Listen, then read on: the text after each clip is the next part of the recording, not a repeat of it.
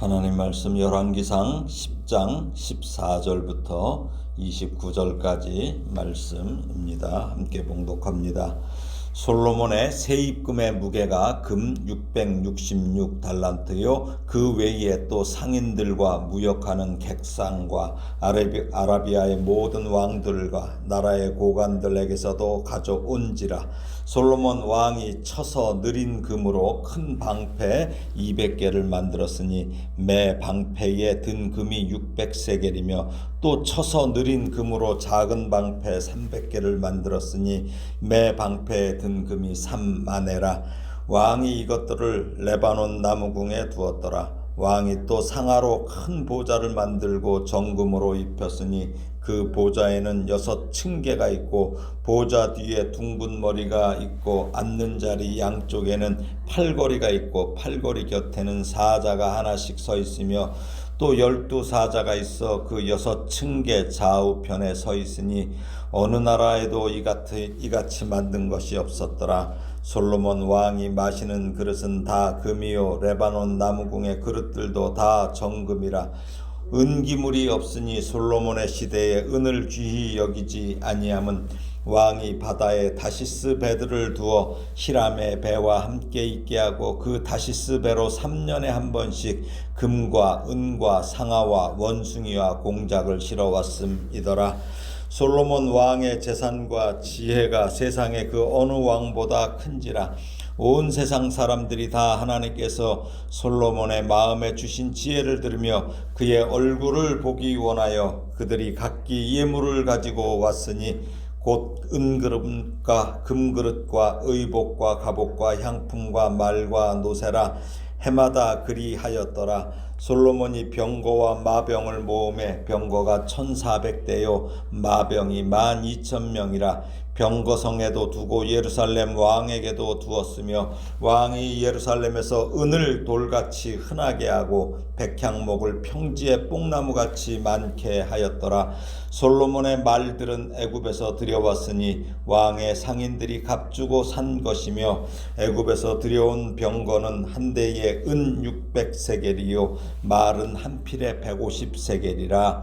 이와 같이 햇사람의 모든 왕과 아람 왕들에게 그것들을 되팔기도 하였더라. 아멘. 네. 우리는 사람입니다.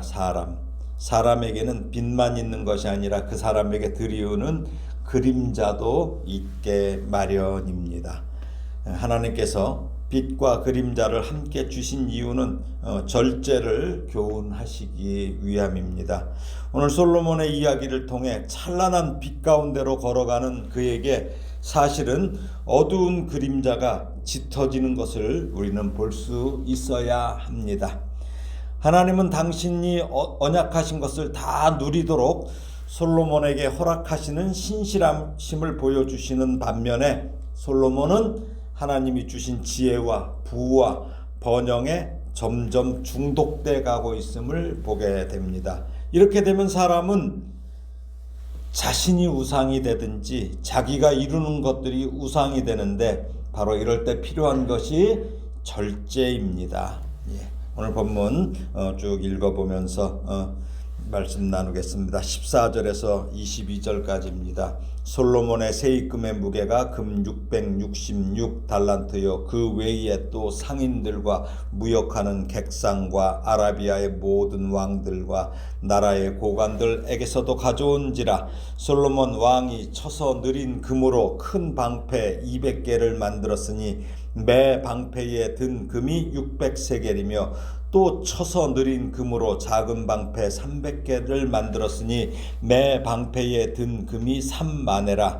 왕이 이것들을 레바논 나무궁에 두었더라. 왕이 또 상아로 큰 보좌를 만들고 정금으로 입혔으니 그 보좌에는 6층계가 있고 보좌 뒤에 둥근 머리가 있고 앉는 자리 양쪽에는 팔걸이가 있고 팔걸이 곁에는 사자가 하나씩 서 있으며 또 12사자가 있어 그 6층계 좌우편에 서 있으니 어느 나라에도 이같이 만든 것이 없었더라. 솔로몬 왕이 마시는 그릇은 다 금이요 레바논 나무궁의 그릇들도 다 정금이라. 은기물이 없으니 솔로몬의 시대에 은을 귀히 여기지 아니하면 왕이 바다에 다시스 배들을 두어 히람의 배와 함께 있게 하고 그 다시스 배로 3년에 한 번씩 금과 은과 상아와 원숭이와 공작을 실어 왔음이더라. 예, 솔로몬은 이 해상무역을 하잖아요. 그러면서 세금을 통해서 엄청난 금을 확보해요. 근데 그 금의 양이 666달란트, 예, 무게로 22톤이라고 합니다. 예. 솔로몬은 이 넘쳐나는 금으로 금 방패를 만들어요. 그래서 큰 금 방패 200개를 먼저 만들고 작은 금 방패를 추가로 300개를 만들어요. 이게 바로 어처구니가 없다고 하는 거예요. 이 방패는 어떤 거예요? 전쟁용 방패가 아니에요. 예, 목적이 변질된 장식용, 의전용, 예, 그런 방패예요. 결국 뭐야 이게, 이 방패가 어떻게 돼요? 르호보암 시대의 애굽왕 시삭에게 다 빼앗겨요. 예, 이걸 우리는 알아야 돼요. 또 이번에는 또 뭐예요? 고가의 수입품인 코끼리 뿔, 그 상아로 만든 큰 보좌를 만들고 그 위에 정금을 입혀요. 정금. 예. 그 보좌를 돋보이게 하려고 6층계를 만들어서 그 좌우에 12마리의 사자 장식을 두었어요. 물론 이게 뭐 이스라엘의 12지파를 상징하는 것으로 보여요. 그런데 20절 하반절에 보면은 뭐라 그래요? 어느 나라에도 이같이 만든 것이 없었더라는 저자의 기록은 오히려 솔로몬의 절제력을 잃은 모습을 고발하는 거죠. 예. 어느 나라에도 이같이 만든 것이 없었더라. 예, 명품이 뭐예요? 쓰는 사람이 별로 없어요. 그렇죠? 예. 이게 아주 명품 중독에 걸려 있는 거죠. 예. 자기가 하여간 뭐 남이 하는 건 싫어. 예. 또 한술 더 뜨는 것은 뭐예요? 솔로몬의 행각은 금그릇들이에요. 레바논 나무궁에서 사용되는 모든 그릇을 금으로 덮었어요. 예, 금이 넘쳐나서 은을 귀하게 여기지 않았다고 기록하며 열왕기서 저자는 고발하고 있어요. 또 여기서 끝났으면 참 좋을 텐데 솔로몬은 뭐예요? 당시 이스라엘 사람들이 보기 힘든 원숭이와 공작을 궁궐로 가지고 오잖아요. 이 정도에서 멈출 수 없는 것이 바로 중독자들의 모습이에요. 중독자들의 모습. 예. 이 얼마나 비극이에요. 왜 이렇게 사치스러운 거예요? 왜 이렇게? 자, 23절에서 25절까지 한번 읽어보겠습니다. 솔로몬 왕의 재산과 지혜가 세상의 그 어느 왕보다 큰지라 온 세상 사람들이 다 하나님께서 솔로몬의 마음에 주신 지혜를 들으며 그의 얼굴을 보기 원하여 그들이 각기 예물을 가지고 왔으니 곧 은그릇과 금그릇과 의복과 갑옷과 향품과 말과 노새라. 해마다 그리하였더라. 예, 여기 은그릇은 지금 쳐다보지도 않았을지도 몰라요. 그렇죠? 예? 금그릇도 왜 자기네가 더 많은데 이거 뭐야 도대체? 예? 이 세상의 어느 왕과도 비교될 수 없는 솔로몬 왕의 이 재산과 지혜는 당연히 세상 사람들의 그 이목을 집중시키기에 충분해요. 예. 예. 사람들 누가 잘 살면 엄청 이목이 집중되잖아요. 그렇죠? 어마어마해요. 뭐 누구 뭐 어마어마해요. 뭐 축구 선수 누가 얼마를 받으면 어마어마해요. 그러면서도 그 사람 불쌍해하는 게 이 사람들이에요. 뭐 그런 얘기 있잖아요. 어떤 사람이 그냥 내 돈이 없어서 돈 걱정 안 되니까 그런다며요. 야, 돈은 잘 있으니까 네 걱정이나 하라고. 우리는 그래요. 맨날 실속이 없어요. 근데 이 솔로몬은 뭐예요? 마찬가지야. 사람들이 막 이목이 집중돼 있어요. 사람들은 하나님께서 솔로몬 왕의 마음에 주신 지혜를 들으려고 해마다 값지고 귀한 예물을 가지고 찾아와요. 지혜가 뭐예요? 그들이 정치하는 사람은 정치에 대한 지혜를 듣고 싶겠지요. 예. 또 이렇게 뭐 무역하는 사람은 그럴 거 아니에요. 뭐 그 투자의 귀재 뭐 워런 버핏인가 뭐 그 사람하고 식사 한번 하려면 뭐 어마어마하게 돈을 많이 줘야 된다잖아요. 예, 그런 현상인 거죠. 예. 여기까지인데 참 안타깝습니다. 이게. 예. 저는 성경이 참 이래서 귀해요. 모든 사람들의 그 인간적인 그런 실패를 여과 없이 보여주기 때문이에요. 누구도 용서가 없어요. 하나님 앞에서. 낱낱이 다 고발해요. 다윗도 다 고발하셔요. 하나님께서. 그 누구도.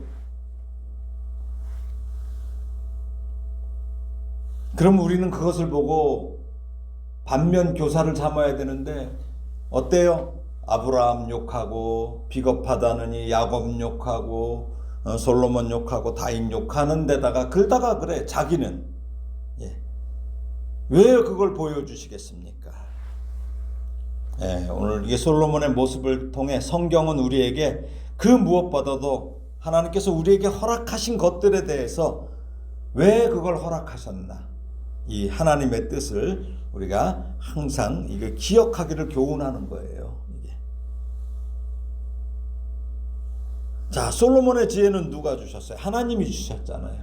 어디로부터 왔어요? 하나님으로부터 왔어요. 사람의 귀를 지으신 하나님은 뭐예요? 먼저 왜 그걸 귀를 지으셨을까요? 하나님의 음성 듣기를 원하시는 거예요. 그렇죠? 하나님 음성 들으라고 귀 주셨어. 그리고 하나님의 마음으로 사람의 소리, 마음의 소리를 듣기 원하시는 거죠. 그리고 어제 이사야서에서 말씀하셨듯이 눈에 보이는 대로 심판하지 않고 귀에 들리는 대로 판단하지 않으며 가난한 자라도 공의로 심판하며 세상의 겸손한 자를 판단할 때 겉으로 보이지 않는 정직으로 판단하는 것이 바로 지혜예요. 뭐예요? 가난한 자라도 그냥 봐주는 게 아니라 공의로 판단을 해야 된다는 거예요. 세상의 겸손한 자, 겉으로 볼 때는 겸손해 보일지 모르지만 정직으로 판단하라는 거죠. 이게 지혜라는 거예요. 근데 지금 솔로몬은 그 지혜가 점점 없어지고 있다는 거죠. 오늘 본문 26절에서 29절입니다. 읽어보겠습니다. 솔로몬이 병거와 마병을 모음해 병거가 1400대여 마병이 12,000명이라 병거성에도 두고 예루살렘 왕에게도 두었으며 왕이 예루살렘에서 은을 돌같이 흔하게 하고 백향목을 평지에 뽕나무같이 많게 하였더라. 솔로몬의 말들은 애굽에서 들여왔으니 왕의 상인들이 값주고 산 것이며 애굽에서 들여온 병거는 한 대에 은 600세겔이요 말은 한 필에 150세겔이라. 이와 같이 햇사람의 모든 왕과 아람 왕들에게 그것들을 되팔기도 하였더라. 아유, 정말 어마어마해요. 솔로몬이 1400대의 병거, 전차죠. 전차. 12,000명의 마병을 모아서 병거성과 예루살렘에 나누어서 배치를 했어요. 왕으로서 탁월하잖아요, 그는요. 그러니까 뭐예요? 애굽에서 말과 병거를 수입했어요. 어제 말씀 봤죠. 그 주변에 있는 나라들이 전부 솔로몬 왕의 밑에 있었다고 그랬어요. 그러니까 왜 애굽에서 말과 병거 수입하는데 어때요? 아마 자기 안에 그 애굽 공주가 있잖아요. 그렇죠? 그 공주의 영향력을 빌려서 좀 저렴한 가격으로 아마 구입했을 것이라고 추측할 수 있어요. 그렇죠? 그리고 그 말을 지속적으로 수입해서 어디에 햇사람의 모든 왕들과 아람 왕들에게도 되팔기도 했어요. 그렇죠? 근데 이게 역대하 8장 26절에 보니까 이렇게 나오잖아요. 솔로몬이 유브라데 강에서부터 블레셋 땅과 애굽 지경까지의 모든 왕을 다스렸으며, 이 기록처럼, 그러니까 뭐야? 우월한 위치에서 무역을 한 것으로 보여요. 이로 인해서 뭐예요? 예루살렘에는 은이 돌처럼 은했고 백향목이 뽕나무처럼 흔했어요. 오늘 본문은 하나님께서 솔로몬에게 언약하신 부귀와 영광이 솔로몬에게 분명히 이루어져서 하나님의 신실하심을 잘 보여주는 거예요. 이게 계속 쓰는 게 하나님은 그렇게 해주셨다는 거예요. 그러나 하나님께서 솔로몬에게 허락하신 그 부귀와 영광이 어떻게 잘못 쓰여졌냐, 남용되고 오용됐는지, 이것을 지금 기록하고 있는 거죠. 하나님께서는 분명히 신명기에 보면 뭐라고 나와요? 모세를 통해서 솔로몬이 태어나기도 전인 약 450여 년 전에 왕이 조심해야 될 상황들을 쭉 말씀하셨어요. 그 하나님의 말씀은 뭐예요? 필히 지켜야 하는 것이지 지켜도 되고 지키지 않아도 되는 사항이 아니잖아요. 그렇죠? 신명기 17장 볼까요? 신명기 17장 16절에서 20절입니다. 신명기 17장 16절에서 20절이에요. 함께 읽겠습니다. 그는 병마를 많이 두지 말 것이요 병마를 많이 얻으려고 그 백성을 애굽으로 돌아가게 하지 말 것이니 이는 여호와께서 너희에게 이르시기를 너희가 이후에는 그 길로 다시 돌아가지 말 것이라 하셨음이며 그에게 아내를 많이 두어 그의 마음이 미혹되게 하지 말 것이며 자기를 위하여 은금을 많이 쌓지 말 것이니라.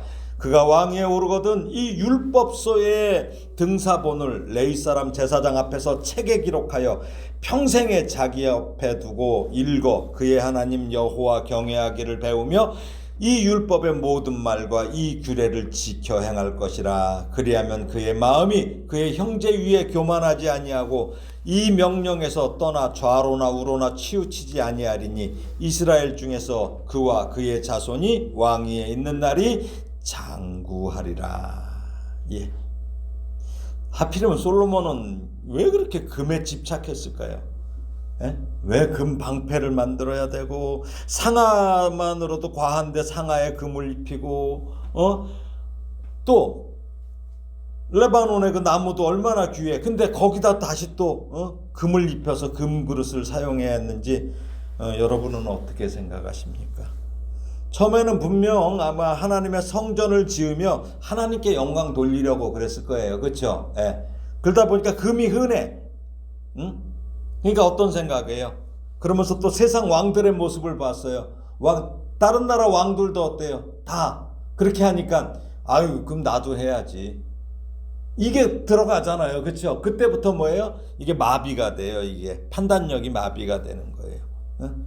역대서 기록처럼 근방의 모든 왕이 자기 아래 두었잖아요. 모든 왕을. 그러니까 자기가 눈에 보이는 것으로도 그들보다 우월하다는 것을 보여주고 싶은 건 당연한 거예요. 그러나 하나님은 분명히 뭐라고 그래요? 왕을 세우려면 이라는 말씀에 아무 말씀도 없었어요. 왕을 세우려면 이거는 뭐예요? 그저 하나님께서는 모든 왕도 그저 당신의 종일 뿐이에요. 종이에요. 종. 그래서 하나님께서 오늘 말씀에 뭐라고 그래요?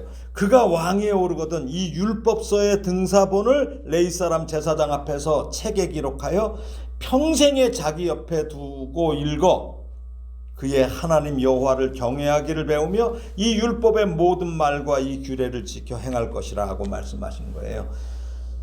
아니 왕인데 뭘 또 배워? 어렸을 때 성경을 들었을 거 아니에요. 그렇죠? 근데 왜 또 계속 배우라고 그래요? 하나님 말씀은 계속 배워야 되는 거예요.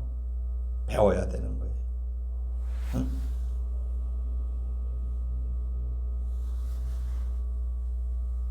애굽에 가지 말라고 그랬잖아요.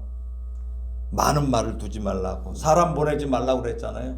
근데 오히려 애굽에서 말 저기 하고 애굽 공주도 데려오고 그럴 때 하나님이 바로 그냥 벌을 내리셨으면 그렇게 안 했겠죠. 그냥 몰라 그냥 되나보다 이러고 가는 거예요. 그러니까 이처럼 솔로몬은 하나님께 받은 복을 저주로 바꾸고 있는 중이에요. 지금요. 말씀을 정리합니다. 아무리 좋은 차라도 정말 차가 너무 비싸고 좋아. 근데 그 차에서 가장 중요한 부분이 어디예요? 제동장치예요. 브레이크예요. 브레이크. 오늘 솔로몬의 문제는 차는 좋은데 이 제동장치를 점검하지 않는다는 거예요. 계속 브레이크를 점검하지 않아요. 성령의 열매를 말한 사도 바울은 뭐예요? 성령의 열매 쭉 하면 사랑, 희락, 화평. 그래서 쭉 나중에가 뭐예요? 충성, 온유, 절제예요. 절제. 절제라는 말을 우리말 사전에는 이렇게 나와 있어요. 정도에 넘지 아니하도록 알맞게 조절하여 제한함이라고 설명해요. 영어로는 그래서 셀프 컨트롤, 그러니까 자기 스스로 조절한다라는 자기 조절 능력, 자기 통제력을 말해요. 근데 이게 절제로 번역된 헬라어는 전혀 달라요. 앵크라테이에인데 뭐냐면 무엇 아래 머물다라는 그 앵과 권능 지배라는 크라토스의 합성어예요. 그러니까 뭐예요? 성령의 열매인 절제는 성령 하나님의 권능 아래에서 머무르는 상태가 절제예요. 그러니까 달라요. 그러니까 자신이 주체가 아니에요. 자기 통제, 자기가 통제를 할 수가 없어요. 셀프 컨트롤이 안 돼요. 우리 사람은요. 예. 성령 하나님이 주체해야 돼요. 성령의 통치를 받을 때 맺을 수 있는 열매가 바로 앵크라테이아. 이게 절제. 이 번역이 조금 다르죠. 그러니까 그렇죠. 예, 많이 달라요. 의미가. 그러니까 성령님의 능력이 나를 지배해서 예수 그리스도의 성품으로 나 자신을 제어하는 힘이 절제예요. 그러니까 일반적인 의미, 이 세상의 절제는 뭐예요? 자신이 주체로서 행해, 세상 거는. 근데 성령의 열매는 절제는 뭐예요? 주체가 자신이 아니에요. 성령님이심을 기억해야 되는 거죠. 솔로몬이 지금 놓치고 있고 영적으로 방탕하게 되는 이유가 뭐예요? 바로 이 앵크라테이아, 절제를 잃었기 때문이에요. 하나님의 통치를 받지 않기 때문이에요. 그래서 여기 평생에 자기 옆에 율법책을 두고 읽어 자신의 하나님 여호와 경외하기를 배워야 돼. 배운다는 게 뭐예요? 계속 말씀의 지배를 받는다는 거죠. 그 율법의 모든 말과 규례를 지켜 행하는 것을 놓쳤기 때문입니다. 그러므로 우리는 빛 가운데로 걸어갈 때마다 그림자를 기억해야 돼요. 그림자를.